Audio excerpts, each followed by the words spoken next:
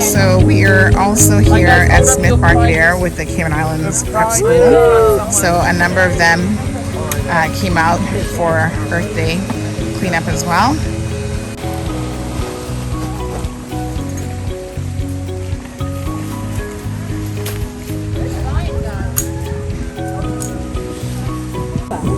So good morning, folks. We're here with the Garden Club of Grand Cayman, and they've been established since 1957, it looks like. And they are here also participating in the Earth Day cleanup events. So what a beautiful group of ladies and gentlemen it looks like. I see at least one guy in the back there who's part of the Garden Club. So good morning to all of you. Good morning. You're here at Smith Barcadere. Miss Berna, thank you so much for taking a few minutes out to tell us why you guys are participating in the Earth Day cleanup today. Thank you very much. We're the Garden Club, and we try to participate in activities like this because we want our island to be environmentally clean and safe. And Smith Barcadere we chose because, you know, it's very near and dear to me in particular. And it was easier for our members because there's a lot of shade, to be quite honest. Yes. And it's such a beautiful spot that we could enjoy while working. Yes. And we also learned a lot about the endangered trees that are here. We were just having a lesson from our member Shirley. Shirley, where Hi, are you? Shirley. And I'm going to ask her to share a little bit about Yes, the trees absolutely. that almost were destroyed, but thank God we've saved them. Here you go, Shirley. Hi, Miss Shirley. You're into everything, my dear. Everything Actually- Yes, everything Cayman and the environment, absolutely. So are you, good morning, are you a Garden Club member as well? I am. Wow, that's beautiful. So tell us about Third generation. third generation Garden Club member. Her grandmother was gosh. a charter member. Oh wow, amazing. So Founding. what is this tree here that we're looking at, This Shirley? is the Trichilia habanensis, and I'm no expert. I Yes. just know that they're endangered, rare. There's hardly any of them left in Cayman anymore. Oh wow.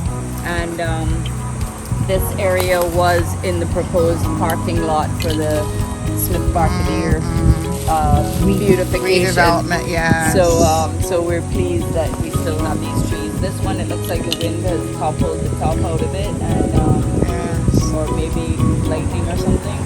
I'm not sure, but I'm gonna see if. And there's the another National one Trust- right next to it as well. Yes, There are about five or five six. Oh, of them wow. we have here now. There used to be, I think, 7. But, Amazing. people need to be aware of them so they don't cut them down Yes. or bulldoze them down, and Absolutely. they don't transplant easily. No. Yeah. So what else does the Garden Club do other than look at beautiful gardens, I suppose? Well, Tell us a little bit about your organization. Well, each month we go to someone's garden because we do not have an office. And like this coming month, we meet the first Thursday of the month. We'll be meeting at the Harris's house on Prospect Road. And we have a short business, then we have a program. And this coming program, we were going to have Dr. Jackman with propagation. Unfortunately, he's going to have a procedure the day before. So the National Trust is coming to teach us how to plant things in our gardens for the blue iguana, that they can have things to eat, that we can help protect them. Oh, wow. And then we'll take a tour of the garden, and we helped with Hatitude. We made all the arrangements for Hatitude for the National Trust. We did Family Fun Day in January. We plant different areas. We're getting ready to plant the Bodden Town Police Station, beautify there. We cleaned up the museum a few weeks ago. We're also going to work at the Pines, but we're waiting to do all these things when the rains come, so that whatever we plant has a better Able to survival grow. rate. Yes. Oh, wonderful. And if someone is interested in finding out more about the Garden Club, do you guys have a presence like on social media, or how can they We reach have out? a website, Yes. and there's an application there. And whenever we are public, we pass out application forms. Actually, our membership, this is our largest membership in its history. We have almost 120 members. Wow. Now, some of those are honorary. Yes. But last month, we had a fun meeting with a hat parade, and we had 14 participants, and that was a lot of fun, using natural things on our hats. And then we took a tour of the Bowles Garden, and that was beautiful. And Must be the children's garden at the Botanic Park. right, our main activity that we're involved in is the Children's Garden at the Botanic Park. So we have funds set aside to finish that off for their maze, I think it is, Right. that we're sponsoring. Wow, beautiful. So we do the Pines birthday party. Unfortunately, we haven't done it since last year Yes, because we're not because of permitted to COVID, go yeah. there. But we did Golden Age Home in West Bay Planting right before COVID. Unfortunately, a lot of that has died because it wasn't maintained. But we are very active. And we encourage everybody to plant trees in particular. And we wanted to plant along the Linford Pearson Highway lots of trees, but we were told we can't do it because they're getting ready for the additional lanes. All right. So hopefully we'll be able to at least plant a few there when that's completed. Okay, wonderful. Thank you so for much. asking us. We're happy to share. Absolutely. So, folks, this is the Garden Club of the Cayman Islands. This is a few of their members here. Reach out to them. They're online. You can find out more about what they do. It sounds like a lot of beautification projects. And of course, as we're celebrating Earth Day, and it should be every day should be Earth Day, but one of the important things that we can do for Mother Earth to help her restore herself is the planting of trees and plants and flora, all very, very important aspects of what we should be doing to help the earth replenish. Thank you, ladies and gentlemen, so much. Thank you. When you see something like it is always look Oh, let's up, give her okay? the mic so we can make sure that This we is can. a pop nut. Can you tell us about, Berna? About this importance of this tree? Okay. The pop nut? Yes, the pop nut. Some people call it pop nut. But The pop Yes. nut has a beautiful flower as well, and the trunks were used to make the ribs of boats. When the gentleman Smith was here building his boat to sail away after he was shipwrecked here back in the late 1800s, he used the pop nut, or plop nut as some people call it, but I know it as pop nut, and the ribs were made from this tree. And the more we can protect it by doing this to it, then the more we have. Because we don't want this to disappear, because this is all part of our heritage. Yes. It's very salt tolerant, and you can see all the beautiful trees with the beautiful trunks Yes. around here, as well as the grapes. And this tree here with the orange flowers is the Which Cardia one? tree. Oh, right.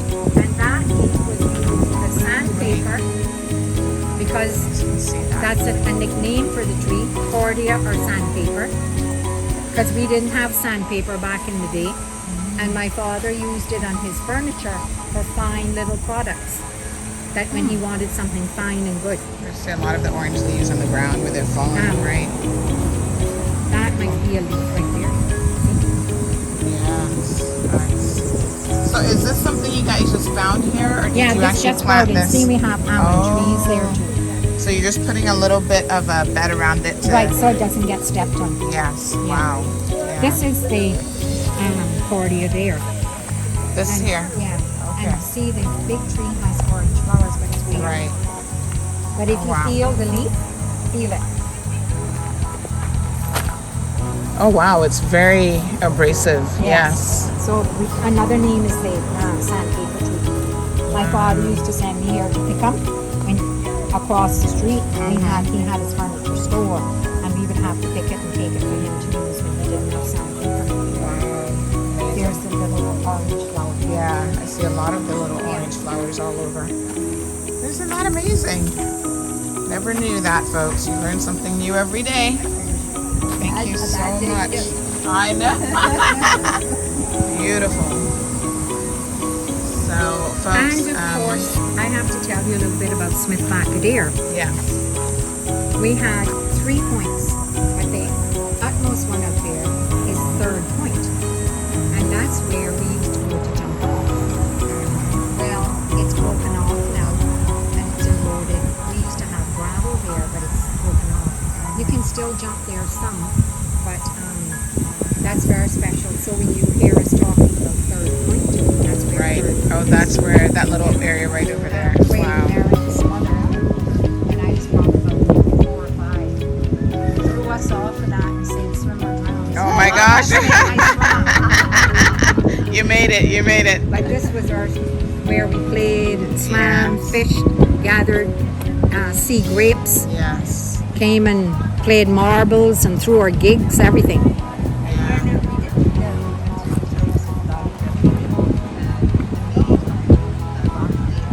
Yes, it means coming and going. And the ladies from West Bay come up from Captain Benson's boat to disembark to go all over where the schools are on Highlands Way and Webster's Estates to pick tops so that they could make rope in their baskets and so forth. Then he would wait. He was always come across our house and wait for the women all day and then take them back. When we got more roads, then he started in his truck, bringing them here. But the term back there is embarcado, which is Spanish. And it meant coming and going, embarking Right. and disembarking. Right. Embarking, yeah. Oh wow. And Smith was shipwrecked 1883, I believe it was. I'm not sure the exact date. And he was shipwrecked in Spots, along with some of the Crichton family. Well, he didn't like it, and he moved here. And when he saw the coconut trees, he decided he was going to build a boat and leave, because that was his only means to leave the island, because we were so isolated. Right. Well, it took him 2 years, and he finally finished. I think they said it was about 25 feet, this boat. So we finished this boat. He finished the boat, and then he sailed away, and he's never been heard or seen of since. So the South Sounders named it Smith Barcadere. Right. And I really get upset, and I correct people when they say Smith Cove. Yes. It's all my life. And yes, and we petitioned, and actually my brother and a couple other people got the sign made up and got it changed to Smith Barcadere and published it there. So it's not Cove, it is The proper the name. Barcadere. Yes. And I think if that's what it was named originally, we need to stick to that Yes. and respect our ancestry a little bit. Absolutely. So it's Barcadere. That's And such an amazing we also have story. other Barcaderes. We have the Georgetown Barcadere, which we're supposed to go there at the yacht club this morning for breakfast and following our cleanup here. And we have the West Bay Barcadere. And we had the other Hogstye Bay in town, which is where all the turtles used to come in, and they would lay them on their backs until they were butchered. Right there at the little south terminal. Wow. So much history. I right? know. So no one ever heard of Mr. Smith again. So they No. don't know if he survived his journey No. or. Wow, that's truly amazing. Well, thank you, Miss Berner. You're such a wealth of information. I'm happy to share it because I don't want it lost. Absolutely. Yeah. Thank Appreciate you it. for selecting us to comment. So yes, so folks, again, Cayman history. There's so many people who know bits and pieces. We need to make sure that we are sharing this. This is part of our, we can pass it on orally. We should put it in writing and make sure that our children appreciate the importance of all of these things so that they can know why they don't want to develop a property like this and why you want to preserve it and leave it as is. And I must tell you, it has so many wonderful trees and shaded area here. It's just absolutely beautiful. So folks, this is another NPO here in the Cayman Islands that I think you should check out. They obviously offer a lot to their members. And here's, I don't know if you see these little, she was talking about those, the tree that produces these little yellow, orange flowers, and there they are. They're kind of falling on the ground, as you can see. Really prominent in this area, which is right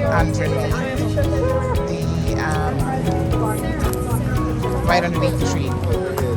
So absolutely beautiful, very, very gorgeous. So thank you guys so much for tuning in. We're going to grab a number of different locations today if we can, and definitely